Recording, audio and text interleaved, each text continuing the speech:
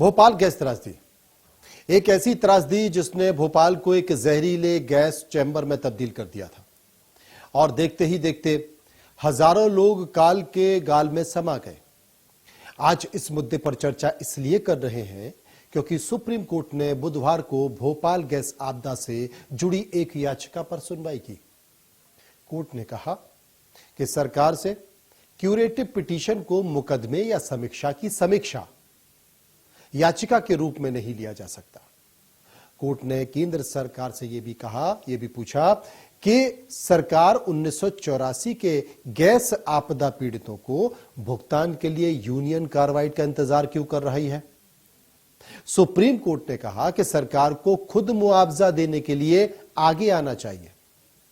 Justice Sanjay Kishan Kaul की अध्यक्षता वाली संविधान पीठ ने कहा कि किसी और की जेब में झांकना और पैसे निकालना बहुत आसान है।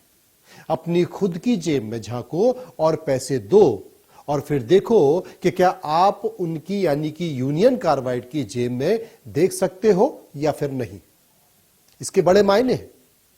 अगर एक कल्याणकारी समाज के रूप में आप यानी सरकार इतनी चिंतित है तो आपको अधिक भुगतान करना होगा। संविधान पीठ ने यह भी कहा कि हम चमकते कवच में शूरवीर नहीं हो सकते, संभव नहीं है। हम कानून से विवश हैं। बेशक हमारे पास अनुच्छेद 142 के तहत कुछ छूट है, लेकिन हम ये नहीं कह सकते हैं कि हम एक मूल मुकदमे के क्षेत्राधिकार के आधार पर एक क्यूरेटिव पिटीशन तय करें। यह कौन कह रहा है? सुप्रीम कोर्ट कह रहा है। सुप्रीम कोर्ट के जज बोल रहे हैं। किस मामले पर बोल रहे हैं? भोपाल गैस त्रासदी वाले मामले पर बोल रहे हैं। निश्चित रूप से वो यहीं पर, कोर्ट यहीं पर नहीं रुकता। कोर्ट और कहता है कि निश्चित रूप से नहीं, बल्कि संविधान पीठ की बेंच में जस्टिस संजीव खन्ना, एएसओ का विक्रमनाथ और जेके महेश्वरी भी शामिल थे। उन्होंने 2010 में केंद्र की क्यूरेटिव पिटीशन पर सुनवाई जारी रखी, जिसमें पीड़ितों के लिए 7,400 करोड़ रुपए से अधिक के अतिरिक्त मुआवजे की मांग की गई। दरअसल सरकार ने अपनी 2010 की याचिका के माध्यम से मई 1989 के फैसले और सुप्रीम कोर्ट के 1991 के आदेश पर पुनर्विचार की मांग करते हुए तर्क दिया था कि 1989 का समझौता पूरी तरह से अपर्याप्त था। कंपनी को 2-3 दिसंबर 1984 की दरमियानी रात 5,000 से अधिक लोगों की जान जाने के लिए जवाबदेह ठहराया गया था। अदालत में सरकार ने बताया कि 5,295 लोगों की मौत हुई और पीड़ितों की संख्या 40,000 से ज्यादा थी। दरअसल 2-3 दिसंबर 1984 की दरमियानी रात यानी कि बीच की रात भोपाल के यूनियन कार्बाइड के कारखानों से रिसी करीब 40 टन मिथाइल आइसोनेट गैस ने हजारों लोगों को मौत की नींद सुला दिया। आधिकारिक रिकॉर्ड के अनुसार भोपाल गैस त्रासदी में 3,787 लोग मारे गए थे।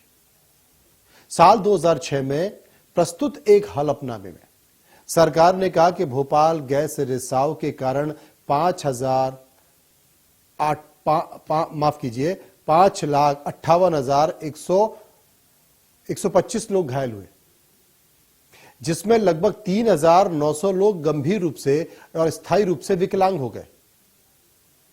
1984 के समय भोपाल की आबादी लगभग 8 लाख बताई गई थी।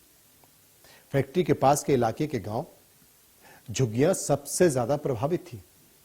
जांच में यह भी पता चला था कि कम कर्मचारियों वाले संयंत्र में घटिया संचालन और सुरक्षा संसाधनों की बेहद कमी थी, जिसने हादसे को बढ़ाया। यूनियन कार्बाइड फैक्ट्री से जहरीली मिथाइल आइसोसाइनेट गैस का रिसाव होने के बाद 1989 में हुए समझौते के वक्त 715 करोड़ रुपए का मुआवजा दिया था। कई लोगों के इस मुआवजे को कम बताते हुए कोर्ट का दरवाजा खटखटाया था। अब 7 जून 2010 को भोपाल की एक अदालत ने कंपनी के 7 अधिकारियों को दोषी करार दिया और 2 साल की सजा भी सुनाई थी, लेकिन सभी तुरंत जमानत पर रिहा हो गए। उस वक्त यूनियन कार्बाइड कॉरपोरेशन के अध्यक्ष वॉरेन एडिसन को मुख्य आरोपी बनाया गया, लेकिन एडरसन हादसे के कुछ घंटों बाद ही विदेश भागने में सफल हो गए और यह आरोप लगाया गया कि उन्हें उस समय की तत्कालीन सरकार ने भगवाया। हालांकि भोपाल गैस त्रासदी को अब 38 साल गुजर गए, लेकिन पीड़ितों के जख्म अभी भी हरे हैं। आज भी वो मुआवजे की मांग कर रहे हैं और मुआवजा है कि तारीख पर तारीख, तारीख पर तारीख इसके बीच में उलझा हुआ है।